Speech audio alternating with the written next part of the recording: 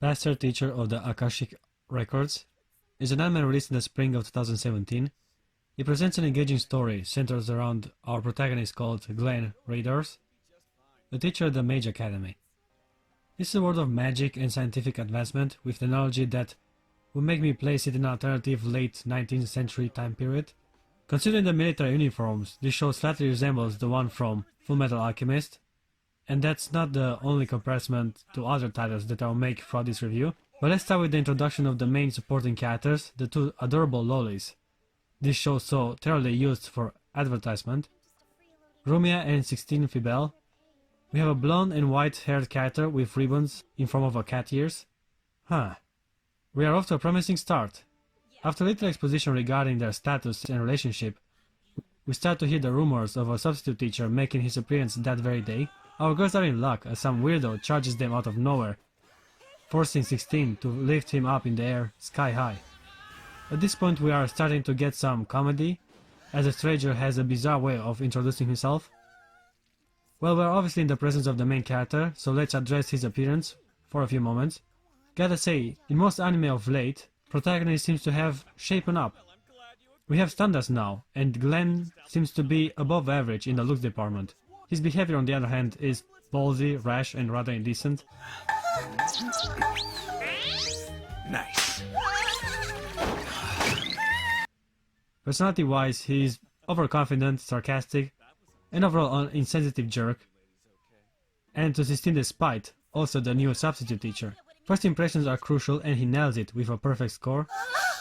I'm not that guy from earlier. How else would you know? I'm just that strong a mage. Give me a break. From the first moment he proves to be a lazy, uninterested tutor that abandons his duties and issues a self-study session. He can't write for shit, he's barely coherent, and overall, unprepared to teach the material. Needless to say, the kids are having a blast. Overall, 16 seems to be leading the anti-slacker faction, as she actively criticizes him and personally pushes him around to accomplish something of worth with his time. Alright, that does it! You think that's an appropriate response to Lynn's perfectly good question? I don't know. Should I make something up? Would that be better? At this point it's more than clear that Rumia is the cute, caring one, and 16 is the big-mouthed tsundere archetype that plagues the anime industry. 16 is obviously the main girl in this show, as Glenn seems to have many confrontational moments with her. But the truth is, I eat light so I won't be sleepy during my afternoon classes. Though, of course, you're going to be teaching them today, so I guess it wouldn't matter if I went into a full food coma. Don't be so stubborn. I'm not stubborn, I'm honest! You could do this no problem. And if you can't, I'll dock your grade. You son of a bitch! It does not help that she resembles his past partner or possibly lover from his darker days in the Imperial Guard. He even gives her a similar nickname. Besides all that, there's plenty of screen time dedicated to them flirting or more or less Glenn making a pass at her. Hey, white cat. Excuse me? I have a proper name. It's Sistine Fabel. I love you. And I've been in love with you since the first moment we met. I'll tell you exactly what I think. First of all, It's okay, I know what you were thinking. You wanted to try it too. The merciful angel of hunger, Rumia, brought me some sandwiches earlier. I don't know who made them, and you can't be free. Huh, I see. And you ate them all, huh? You can't shame me, they were delicious. My Sistine would never fall for a buffoon like you! You're wrong, pal. She fell and fell hard. In fact, she just fell into my bed last night. It was... After 16 challenges him to a duel to properly teach the class, which of course he loses, he finally puts his act together and proves to be a rather outstanding professor. His deeper understanding of the basic principle of magic raised him to celebrity status, even bringing students from other classes to attend his lectures. It all seemed well for the moment, until one morning, as he was typically late for class, Glenn gets ambushed by some mysterious-looking fellows. Apparently a band of evildoers decide to infiltrate the academy and kidnap Rumia. Being the close BFF she is, 16 gets herself entangled in this endeavor and gets taken as prisoner. Long story short, this is the perfect opportunity for Glenn to show off his skills and present his new personal spell, the Full World. I could completely seal off the activation of all magic within a set range, centered around yours truly.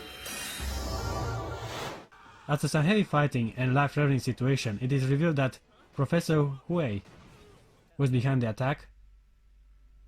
Story-wise, I believe it is to be a pointless complication of the event, turning a supposed good guy bad in such a lazy way with no character development or attachment to his persona. It is in my opinion a cheap attempt to create some drama, but I digress. Off towards the next story arc. It's about a tournament, a petty grudge and bet between teachers, and above all about Rumia's past, but this particular event has a lot going on. At first the tournament, the main character assigned each and every student with the most suitable task based on their abilities, proving again the great care and interest he has for his pupils. Everyone has a role to play in the competition, as he sees his potential ready to be put to good use. At this point, the anime strikes me in resemblance with another title similar in concept released prior to this one, called Assassination Classroom. Now Glenn might not be an overpowered tentacle monster, but the way he values every individual and emphasizes on teamwork is on par with Kuro-sensei teaching methods. The protagonist knows the strengths and talents of each member of his class and uses this information to place his students in the most advantageous confrontations. What the hell is wrong with that guy? Can you make him look even more frightening? Rumi overcomes her challenges, but there is not much time for celebration, as it is revealed that she is the queen's daughter, which makes her a target for a new plot threatening the royal family. Glenn has to protect her from being executed and clarify her charges. This is also the moment we get a glimpse into the protagonist's past, as we are introduced to a pair of his former comrades. What is it, Albert? Do you mind? What do you plan to do, Riel? Settle the score with him, of course. Their names are Albert and Riel. Even though at the beginning they seemed hostile to the main character, it is quickly revealed that they are actually on their side and become allies. With their help, Glenn manages to get in close proximity to the queen and release her of the medallion curse. Even so, we have two new interesting characters added to the mix. Riel actually joins the academy and becomes a member of Glenn's class. Her voice actor does a pretty decent job of expressing torn emotions and frustration. No! Don't tell me that! What's wrong with protecting you? Sistine? Rumia? It's like they stole you away from me, isn't it? Why the hell would you ever think that? Shut up, bud! Shut up! She's a more complex character than we were led to believe at the beginning. Before I go on with her story arc, let me briefly address the sketches the show has at the end of virtually every episode. I'm usually not a big fan of chibi or parodies, but these are actually funny and clever sketches. They reveal some glimpses of information regarding characters, and even address narrative decisions that may undergo for the sake of the story. It is high time to have some fan service. First episode has some girl-on-girl booby funneling action between Sistine and Rumia, a clip I sadly cannot display, but otherwise not much skin has been exposed so far. With the addition of Riel, Glenn has completed his harem and is the perfect opportunity to make a trip to the beach. Oh yeah, girls in their swimsuits in the eternal beach episode that every ecchi, harem, and overall shonen anime has. But of course this is just a segue to Riel's personal story thread. She ends up being jealous of the freedom and peace Glenn has come to enjoy and feels abandoned by him, considering that his attention is always on 16. You okay? The girls did try to help her integrate with the others, but Riel is just too emotionally unstable to listen to reason, which makes her an easy target to be influenced. She ends up switching sides, being tricked into literally stabbing Glenn in the back. This moment was an opportunity to give 16 some character development, as she had to overcome her weakness and fear to be able to save the main character's life. In my opinion, this was the main objective of the story arc. Less about the fights and motivations, and more about our girls growing to be stronger persons. And here we are, at the last endeavor, crafted into a 12-episode anime. We have a pretender now. Some blonde douchebag hiding behind the Mr. Nice Guy mask, asking Sistine to marry him. A classy way to bring some people together. You know, if you can't do romance, bring an obstacle and force the protagonist alongside his love interest to overcome it. And that somehow makes them grow as a couple. Cause talking with each other and understanding their feelings would be too much for the show to present. Anyhow, this guy is also a professor. What a coincidence, and he claims that Sistine was promised to him since she was a child. Which probably means last summer.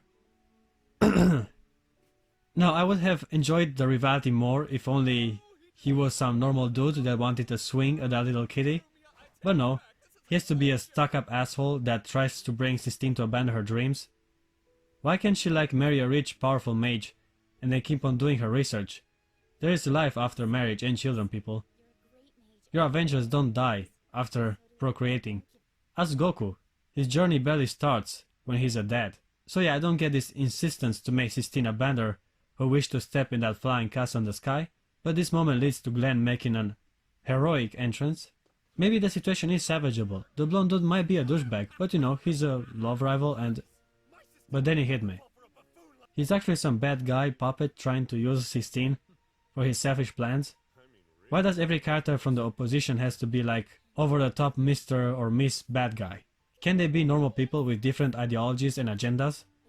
This is what happened to the Queen's maid also. Once she was in the plot against the royal family, she turned into a slutty, yandere maniac. Not at all.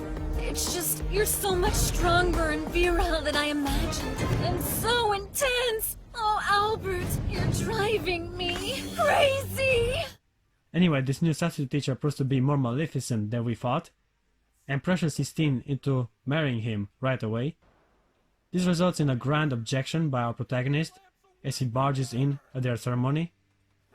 Told you I won't stop making comparison with other anime, and here I go. The premise of having the main chick marry a blonde douchebag is straight from the first season of High School DxD. Rias was promised to the Phoenix guy that in the end manages to get her in a wedding dress, only for Issei to make his epic objection.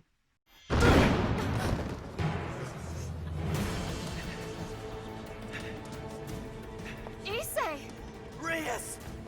Who do you think you are, boy? I'm Issei Hyodo, and I'm here to bring Reyes Grimmery back where she belongs.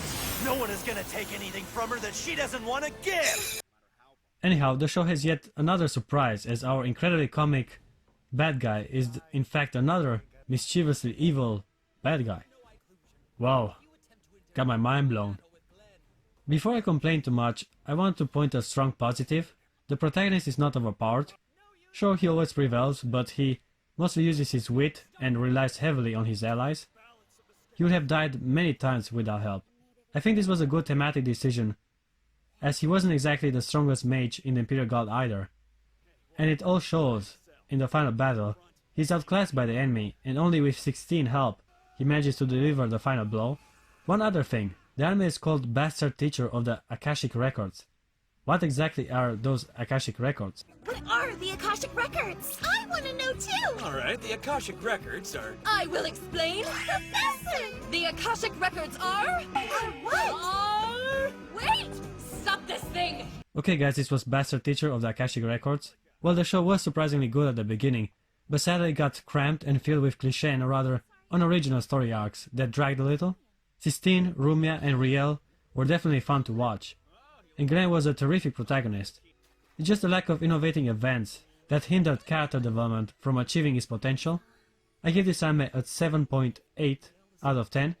It's definitely a fun watch, just many missed opportunities, and a rather disappointing ending made me a little harsh on the show. Sure you stay warm and supple. We could both get hurt if you're too tight. It smells like the professor.